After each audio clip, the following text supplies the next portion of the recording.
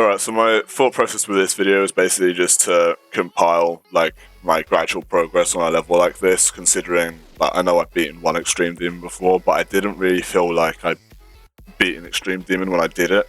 It felt like an insane demon with like a couple of difficult bits. Whereas this was full on like I started playing the level and could barely do 5% of it for the first day. And then gradually got more consistency over time. So it felt like more of a journey, as well as sort of the mental battles and shit that you go through with a level like this. So yeah, that's what I'm doing. I'm just going to compile a bunch of my worst deaths and shit to one video, and the timestamps and obviously the progress that I gradually made. I actually can't find a video of me getting 41% for the first time. So the first video that obviously we have is the one you just saw of me getting 31 to 57, and that was in January. And then I took a break for about a couple months because I didn't really play the game, and then came back in the middle of April just because I felt like playing it more again. The video in the background is the first time that I came back to playing the level again, and I got this run like fairly quickly, which like was already better than anything else. It's the first time I did the whole of the drop pretty much, and it immediately told me like, oh, I've already gone past like the progress that I made previously. Like I'm just picking up where I left off. Which was great. It meant that I wasn't going to have teething problems or anything to try and get back into it because I'd already learned the level and the muscle memory was still kind of there. But yeah, at this point I'd probably forked out like I reckon about 8,000 or 9,000 attempts. So I'd already put more attempts in now to do the drop once. I'd put more attempts in than, you know, beating Misty. So fuck. After this, I kind of decided the smartest thing to do would be to get the run 44 to 100, because that would be the whole of the main part of the drop, and then obviously the end of the level as well. And I would have a little bit of like the nerves experience for that part. Did it help? Did it fuck? But it was a good feeling to eventually get the run. But yeah, I got this run like just before, and then a couple of days later, I got the run I wanted. So I guess that all worked out pretty well. And afterwards I was like, okay, so I can now focus on the first half of the level. The issue I had specifically with this run was where I died about here. Yeah, where I couldn't find a click pattern that would work for this part, and it was kind of concerning to me, because it felt like most of the time I'd pass it, but then when I do longer runs I'd die there, and that was like annoying to me. Because it felt like I couldn't get consistent at literally like 4 clicks of the level. Yeah, this level has a lot of weird hitboxes, but you know, it is what it is. But yeah, after I did that was 44 to 80. I then did 44 to 100 a couple of days later. I mean, you say that, I exited out and then like 95%, but you can't die past there, like it's literally just the end of it. I just wanted to see where it was because I wouldn't have been able to if I just finished the level. Because a lot of this I just did in practice, like I just put a checkpoint down and then just did a run. I didn't necessarily put a start position or anything. I tried doing that, but the music sync was a bit off and I couldn't be asked to fix it, so I just did it like this.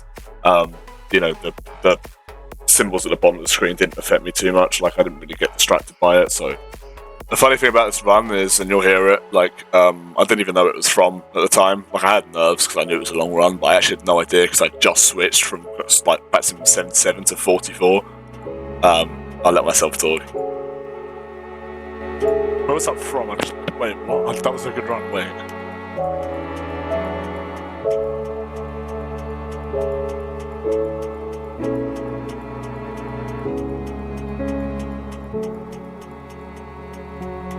Where was that from?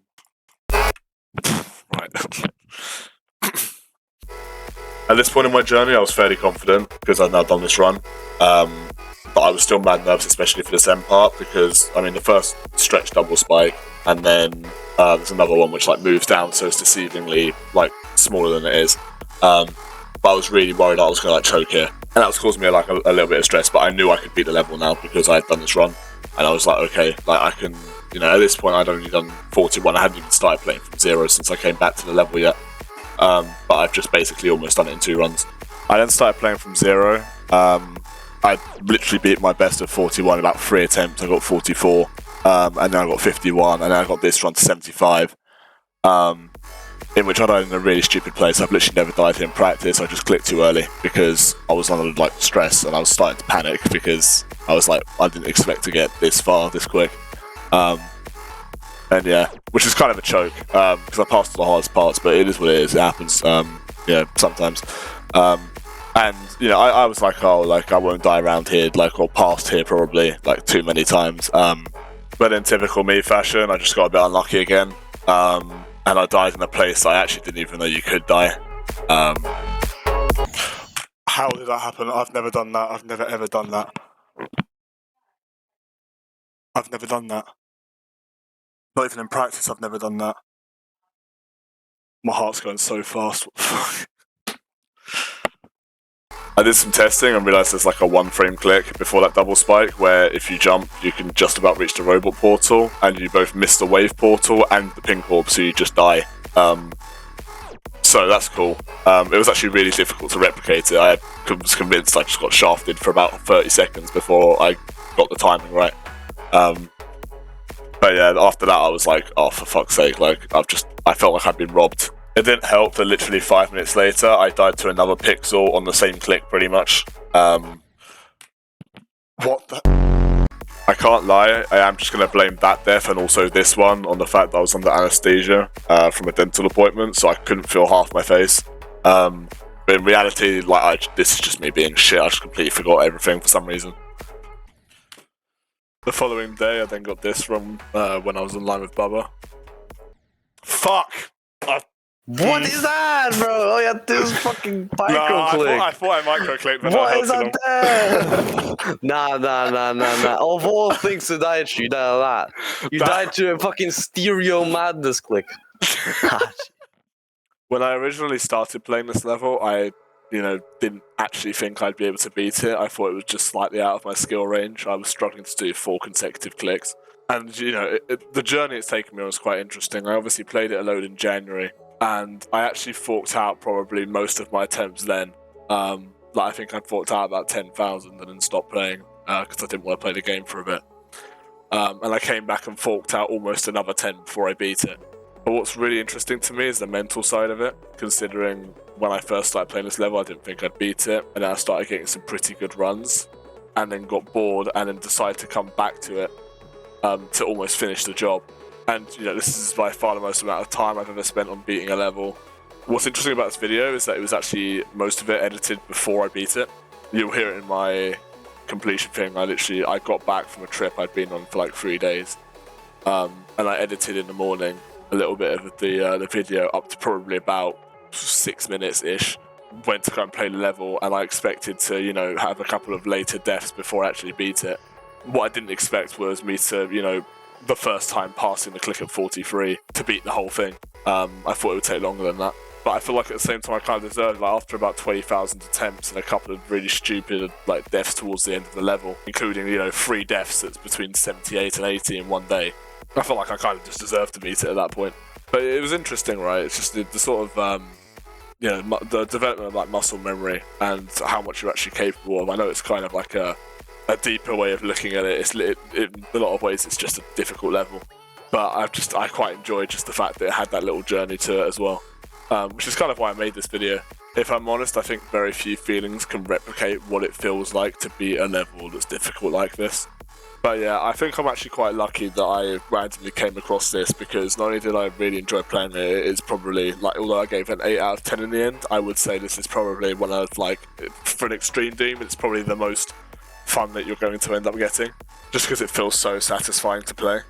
But I think I just got lucky that I randomly decided to look at the recently rated levels thing one day and came across this, because otherwise I never would have found it. It's just a cool feeling. You beat something like this and you realise how difficult of a task it is, and the fact that you managed to overcome it, how far you came from the breaks or whatever between it.